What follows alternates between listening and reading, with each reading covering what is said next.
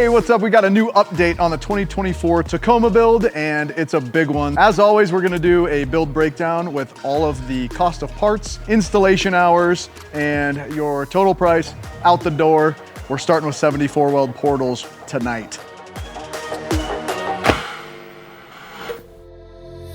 $74 weld portals are $20,000 for parts, $500 for shipping, and it's a $3,000 flat fee for installation.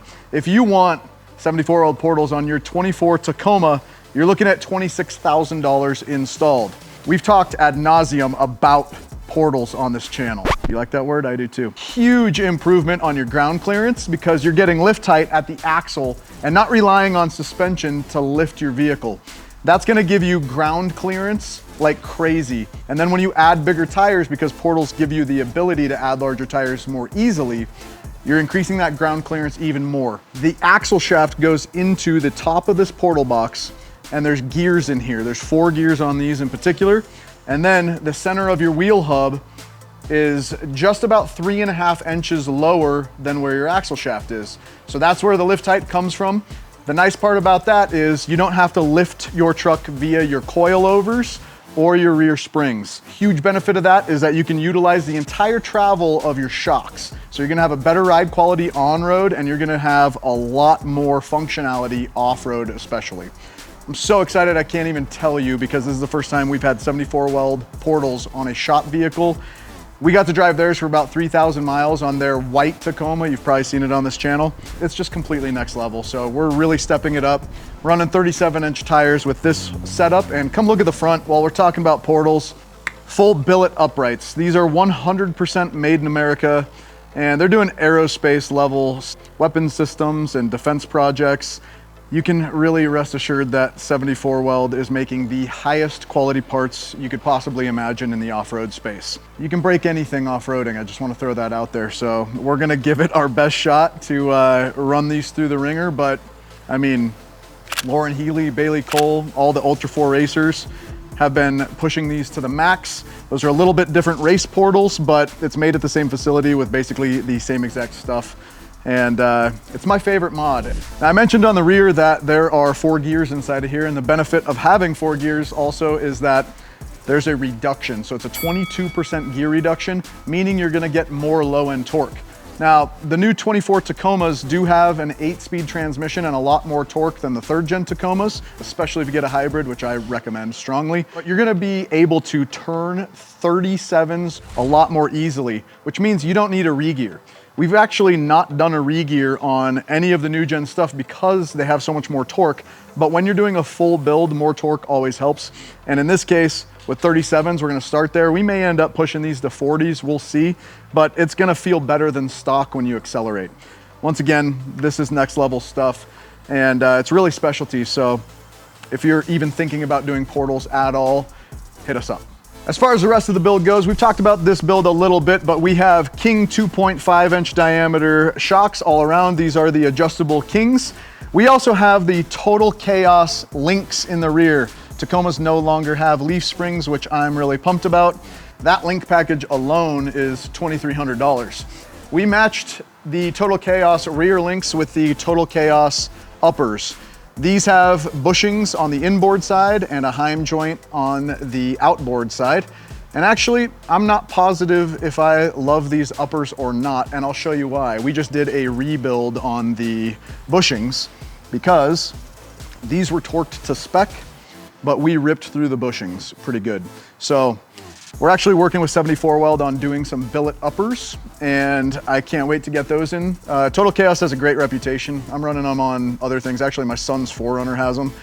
I would trust them. We did wheel this really hard in Telluride, and Logan hit a boulder, and it's on film. So go ahead and put that in here, Leo, and show why that might have happened. Oh my God, it's Leo! Oh, stop. We actually tore up both sides as well, but the driver's side took the brunt of it, and we bent the upper control arm bolt, which was a nightmare to get out. It's a bent bolt. Had a little guy driving the truck, smashed into the boulder, and it's bent. This exact kit, again, King adjusters, the 2.5s, and Total Chaos everything, plus an installation of 7 hours and an alignment with tacks you're at $9,880 for this suspension. Anytime you're building an off-road rig, and even for a daily driver for that matter, you're gonna want some armor. Rock sliders are the place to start. You can see off-road how much this has actually saved this Tacoma's rocker panel. Fixing a rocker panel is very expensive, and I am thrilled that we had these RCI Rock Sliders on this truck when we took it wheeling, because it's been bashed pretty good so far. These are from RCI. They're $1,300. It's a 2-hour installation, putting you just shy of $2,000 to get these installed with tax and everything. Another great local company making Toyota off-road products here in Colorado is Sherpa Equipment Company. This is their new Rainier roof rack, and they're just killer. I love the look of them. They are very strong. The way that they mount actually is the best method of any roof rack on the market to this day. We charge 2 hours to do a non-drill roof rack installation and assembly. That roof rack is $1,200. Out the door installed, you're looking at like $1,700 to get that same setup. You got a nice rack on the rear here too. A Leitner fully forged active cargo system, and it is kitted out with a dual gear pod, 2 single gear pods on the opposite side here, universal mounting plate, and a beautiful shower setup. And then we also have some Rotopacks with the locking Rotopacks mounts. This is a 4-hour installation, and your total out the door is gonna be just shy of $5,000 to get this same bed rack setup. There's a lot to love about Leitner. All right, wheels and tires. We stuffed 37s on this without portals, but really you should probably be running portals if you're gonna run 37s without cutting everything insanely. These are the Kenda Cleaver RTs. It's been snowing here, and they absolutely rip. They far exceeded my expectations. I've been on Falcon Wild Peak RTs in the snow, and they're terrible. It feels like you're a hockey puck sliding around. These are siped nicely. The compound isn't too hard, so you're gonna get really good off-road performance and on-road performance. They're a little bit louder than an AT, and you can still daily drive these just fine. They also have pre-drilled stud holes, which are awesome. These are 37 1250s, so they're a little bit skinnier than a lot of 37-inch options out there. And I just like how they look. They also have a red letter sidewall option, which are these here. And the best thing about Kendas, besides their performance, their longevity, and their warranty, is the fact that they are way less expensive than any other tire, especially when you get to 35s or above. These are $400 each. Most 37s are quite a bit more than that. We always have to do different lug nuts when you have aftermarket wheels. We go with Gorilla lugs. Those are $67. And these are the Method 703s in a positive 35 offset.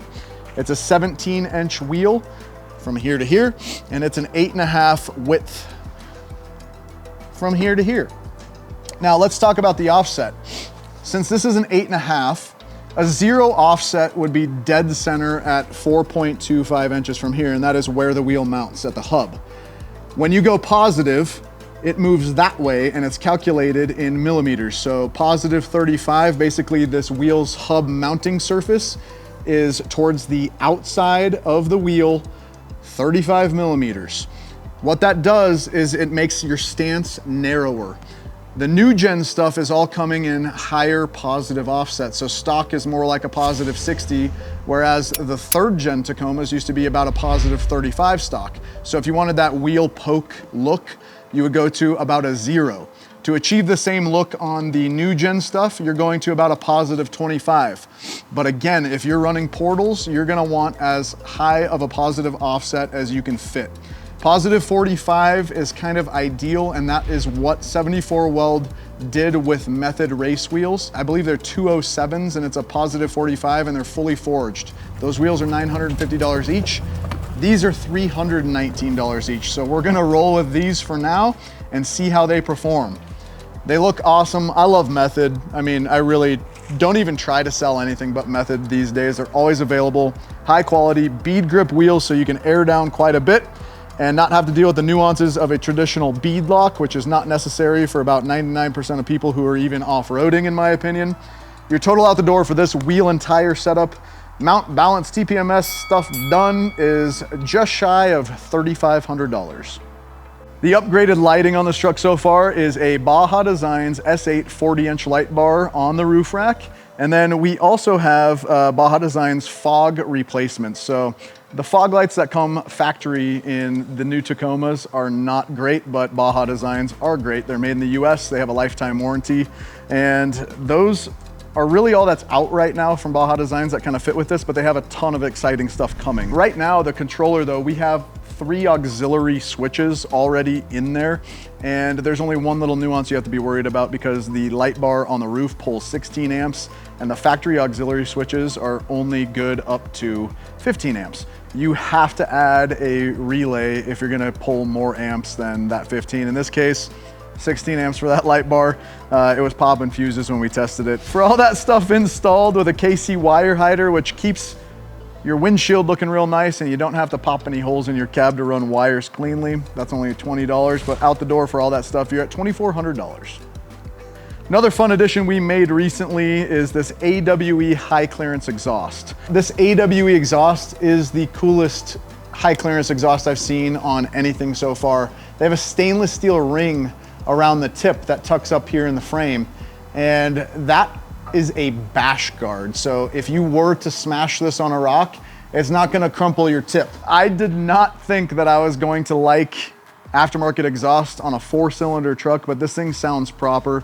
I love it. It's a joy to drive. It's not too loud in the cab, and it just sounds like a performance vehicle. Very cool stuff. You're looking at installed at like $1,400. Very easy DIY project. We only charge an hour to do the install, but you could definitely do that in your driveway. Some of the cosmetic things that we've done in here too. Of course, we had Pureblind do some graphics, and this livery is a little bit different. This is very toned down. We're probably gonna do a full art wrap and go psycho on this really soon.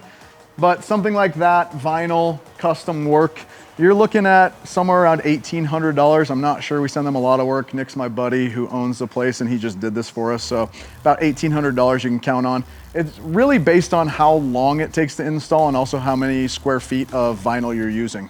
Another cosmetic thing we did were the PRP seat covers. These are orange and black leather. PRP's awesome, they make great race seats. We trashed the non-leather seats that came with this vehicle. I've never had cloth seats in any car, but we bought this vehicle as soon as we could and we didn't have the option of getting anything. It was just like, take it or leave it if you guys want it quick. So installing these aftermarket, it's about a 3-hour install, and the seat covers themselves are only $1,000, so $1,700 with tax and everything installed. They look killer, they feel better. Just get PRP, don't go with cat skins at the dealership and get way overcharged. Again, you're looking at $1,700 to have these. If you get it at the dealer, sure, they're gonna roll it into financing, but it's gonna cost you like $5,000. So everything we just talked about comes to a grand total of $55,600. It's about the cost of this truck new, but it's insane. So really, all of these are all about function. The byproduct of building for function first is that it always looks better. Obviously, the brunt of that cost comes with the portals. Portals are the most functional mod you can make if you're gonna be off-roading. The cool thing is you can daily drive them totally fine. I went across the country in 74 Weld's 24 Tacoma, totally comfortable the entire time. It's planted, it feels great. I can't wait to feel those portals now with some nice plush aftermarket suspension that has more travel. That is pretty much it on this build. That was a lot. Thank you so much for sticking around. If you haven't already subscribed to the channel, what are you doing? Help us out, subscribe, like this video, share. If you have any questions, comments, anything, leave it below. Hit us up on Instagram at MTN Yotas, or give the shop a call. We do everything and anything Toyota 4x4 related, and we'd love to help you too. Have a great day. Peace.